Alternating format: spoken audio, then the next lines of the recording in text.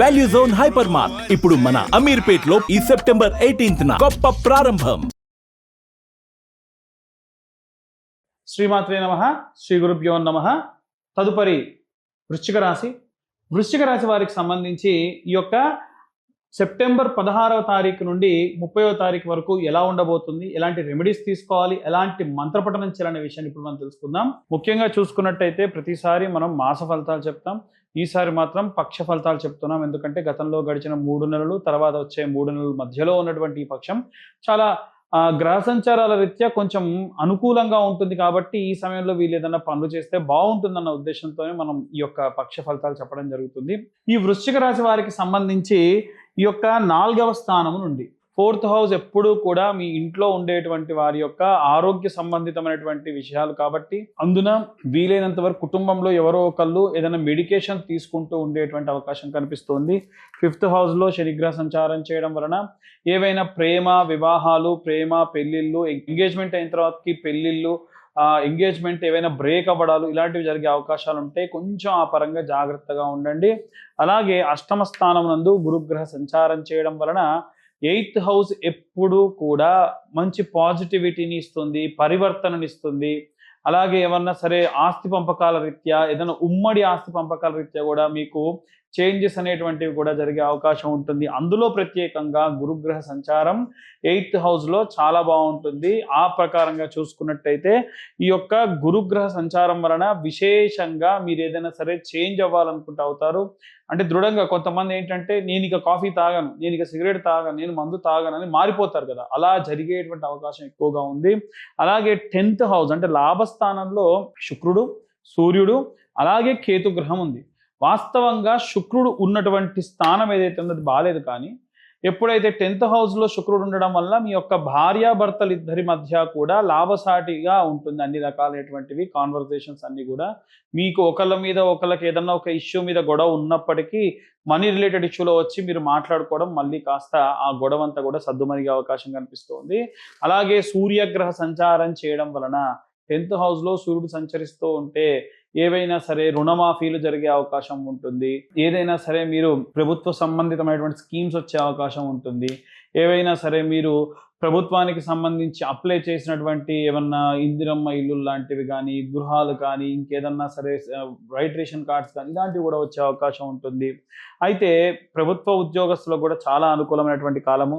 ముఖ్యంగా కేతు కూడా దశమ స్థానంలో ఉండడం వల్ల బ్యాంకింగ్ సెక్టార్లో ఉన్నటువంటి వాళ్ళు, చార్టెడ్ అకౌంటెన్సీలో ఉన్నటువంటి వాళ్ళు, లోన్లు తీసుకున్న వాళ్ళు, లోన్లు రీపేమెంట్ చేస్తున్న వాళ్ళు, సిబిల్ స్కోర్ బాగా మెయింటైన్ చేసేవాళ్ళు, ట్యాక్సేషన్ కరెక్ట్గా ఇచ్చే వాళ్ళందరూ కూడా బాగుంటారు. ఎందుకంటే కేతు యొక్క అధిదేవత ఎవరైతే ఉన్నారో ఆయన చిత్రగుప్తుడు, ప్రతిదీ అకౌంటింగ్ చేస్తూ ఉంటాడు. కాబట్టి ఎవరైనా డబ్బును పుట్టించాలి అనుకోవడము, ఏవైనా సరే ధనం మీకు ఇంకెవరికన్నా ఇచ్చి దాంతో మళ్ళీ ధనం పుట్టించాలని ఎవరికైనా డబ్బులు వడ్డీకి ఇస్తే మీ దాకా రావు. దీనినే పరహస్తగత ద్రవ్య పునఃప్రాప్త్యర్థం కుబేర పూజాంచ కరిష్యే. కాబట్టి వీడియో ఎండింగ్ వరకు అందరూ చూడండి. వీడియో ఎండింగ్లో మీకు డీటెయిల్గా ఆ మంత్రం ఏంటి, ఎలా చదవాలనే విషయాన్ని కూడా చెప్తాను. వీలైతే అది కింద డిస్క్రిప్షన్లో కూడా మీకు ఇచ్చే ప్రయత్నం చేస్తాము. అలాగే 11వ స్థానం నందు బుధగ్రహ సంచారం చేయడం వలన మీ సర్కిల్లో ఉన్నటువంటి స్నేహితులతో ఏదైనా సరే ఒక బిజినెస్లో పార్ట్నర్స్గా చేరడము, ఆ పరంగా కూడా మీకు లాభం వచ్చేటువంటి అవకాశం కూడా కనిపిస్తుంది. 12వ ఇంట కుజగ్రహ సంచారం చేయడం వలన కుజుడు ఎప్పుడూ కూడా ఖర్చుతో కూడుకున్నటువంటి దాంట్లో ఉండకూడదు. ఖర్చు చేసేటువంటి దాంట్లో కుజగ్రహ సంచారం చేస్తే విపరీతమైన ఖర్చు, ధన నష్టము, ఆరోగ్యపరమైనటువంటి నష్టం కూడా జరిగే అవకాశం ఉంటుంది. ముఖ్యంగా వెన్ను నొప్పులు, కీళ్ల నొప్పులు, కీళ్ల వాపులు, కిడ్నీ రిలేటెడ్ ఇష్యూస్ బాగా వచ్చే అవకాశం ఉంటుంది.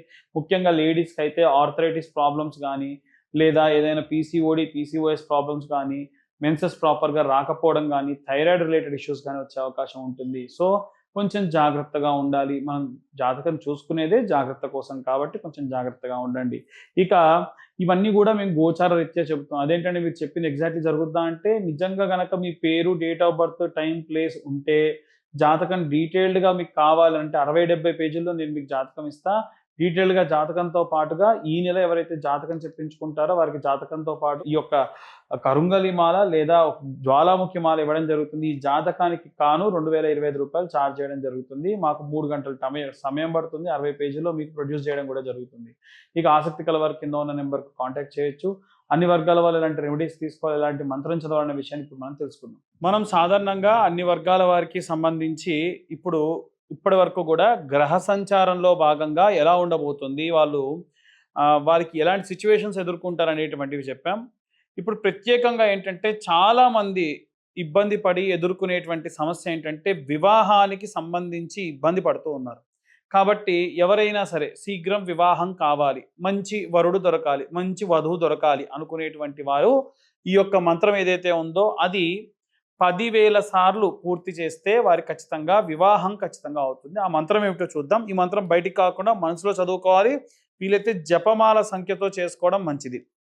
ఓం శ్రీం హ్రీం క్లీం శ్రీం క్లీం విశ్వేశ్వరాయ నమః. ఈ మంత్రాన్ని ప్రత్యేకంగా ఎవరైతే 10,000 టైమ్స్ చదువుతారో వారికి ఖచ్చితంగా మంచి వివాహం జరగడం, మంచి వధువుతో లేదా మంచి వరుడితో వివాహం జరుగుతుంది. అలాగే మనకి ఈ వీడియో టెలికాస్ట్ అయ్యే టైంకి మధ్యలో మహాలయ అమావాస్య అని ఉందండి. ఈ మహాలయ అమావాస్య రోజు చాలామంది ఏంటంటే వాళ్ళ పెద్దలకు బియ్యం ఇవ్వడం లాంటివి, అలాగే ఎవరైనా సరే వాళ్ళ పెద్దలు ఎప్పుడు చనిపోయారో తెలియకుండా ఉన్న తిథులు ఉంటే మహాలయ అమావాస్య నాడు చేస్తారు. ఇవే కాకుండా ఒకవేళ మీరు తిథులు చేస్తున్నప్పటికీ మహాలయ అమావాస్య నాడు ఎవరైనా సరే ఋషులకు, మునులకు, పీఠాధిపతులకు తర్పణాలు విడిచిపెట్టినా, దానాలు ఇచ్చినా విశేషంగా మీకేవైనా పితృదోషాలున్నా పోతాయి.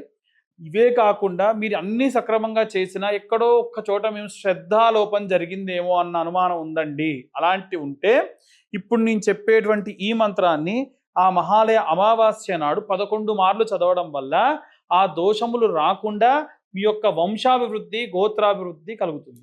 ఆ మంత్రం ఏమిటంటే ఓం పితృగణాయ విద్మహే జగద్ధారిణీ ధీమహి తన్నో పితృ ప్రచోదయాత్. ఈ మంత్రాన్ని చదవడం వల్ల విశేషంగా ఈ యొక్క పితృదోష సంబంధిత దోషములన్నీ కూడా పోగొట్టుకోవచ్చు. చాలామంది ఏమిటంటే అసందర్భంగా ఇంట్లో ఉన్నటువంటి వాళ్ళు అకారణం చేత ఏవైనా సూసైడల్ అటెంప్ట్స్ చేసి చనిపోవడము, అర్ధాయుస్తో చనిపోవడము, లేదా మా వంశంలో మా ఇంట్లో ఎవరైనా సరే 60 సంవత్సరాల లోపే చనిపోతూ ఉన్నారు. వైధవ్యంతో ఆడవాళ్ళు ఉంటూనే ఉన్నారు. చిన్న వయసులో చనిపోతున్నారు. పుట్టిన వాళ్ళు అంగవైకల్యంతో పుడుతూ ఉన్నారు. లేదు పుట్టినటువంటి వాళ్ళకి ఇంకా చాలా రకాలైనటువంటి ఇబ్బందులతో పెళ్ళైతే పిల్లలు అవ్వట్లేదు, పిల్లలైతే వాళ్ళకు బాగుండట్లేదు, అసలు పెళ్ళిళ్ళు అవ్వట్లేదు, ఉద్యోగాలు రావట్లేదు, ఇలా ఎన్నో సమస్యలు ఉంటాయి.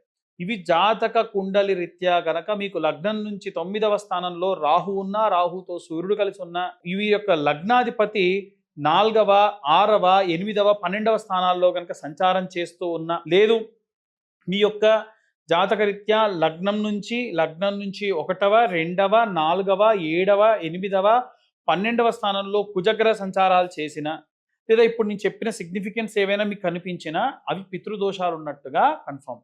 కాబట్టి ఎవరైనా సరే మీకు పితృదోషాలు ఉంటే గోకర్ణ క్షేత్రంలో ప్రత్యేకంగా ఆ దేవాలయ ప్రధానార్చకులతోని మనం దగ్గరుండి పూజాది క్రతువులన్నీ కూడా చేయిస్తాం. దాంట్లో మోక్షనారాయణ బలి, త్రిపిండేశార్థము, అలాగే దశధానములు, వీటితో పాటు ప్రాయశ్చిత్త తిలాహోమము, మీ ఫుడ్ అండ్ అకామిడేషన్, ఆ తర్వాతకి బ్రాహ్మణ భోజనములన్నీ కూడా అందులోనే ఇన్వాల్వ్ అయ్యి ఉంటాయి. బయట చాలామంది ఏవో చెప్తున్నారండి, ఆ రేట్ ఈ రేట్ అంటున్నారు. మన దగ్గర మన త్రూ వెళ్ళిన వాళ్ళకి మాత్రం 18 నుంచి 21,000 రూపాయల్లో ఆ యొక్క పూజాధికృతం అంతా కూడా పూర్తవుతుంది. అలాగే మీకు వీడియో ఎండింగ్లో ఒక మంత్రం చెప్తాను అని చెప్పా కదా, ఎవరైనా సరే వేరే వాళ్ళ చేతికి వెళ్ళిన డబ్బులు తిరిగి రావట్లేదు అనుకున్న వాళ్ళు ఆ మంత్రం ఏమిటంటే ఓం యక్షగణనాయకం కుబేరం శివసకం ఉత్తర దిగ్భాగే వసికం సర్వ సంపద ప్రదాయకం నమామి మమ సర్వదా ప్రసన్నకరం సిద్ధిం దేహిమే నమమా. నమమా అనొచ్చు, నమః అనొచ్చు. అయితే సింపుల్ అండి. ఈ మంత్రం 3 సార్లు ఉత్తరం వైపు తిరిగి చదివితే మీ వేరే వాళ్ళ చేతికి వెళ్ళిన డబ్బులు తిరిగి వస్తాయి. అదేంటండి అంత సింపులా అంటే, ఈ మంత్రం చదువుతున్నంతసేపు కనురెప్ప కొట్టకుండా చదవాలి. కనురెప్ప కొట్టారా మళ్ళీ మొదటి నుంచి స్టార్ట్ చేయాలి.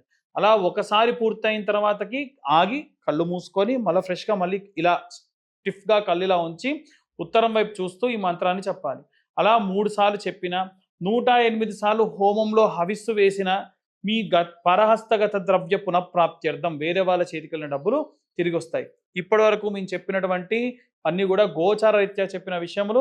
మీ యొక్క జాతకం విశ్లేషణగా కావాలి, మీ జాతకంలో ఏమైనా సర్పదోషములు ఉన్నాయా, ఏమైనా పితృదోషములు ఉన్నాయా, స్త్రీ శాపములు ఉన్నాయా, లాంటివి తెలుసుకోవాలంటే కూడా కింద ఉన్న నెంబర్కు కాల్ చేయండి, వాట్సాప్ చేయండి.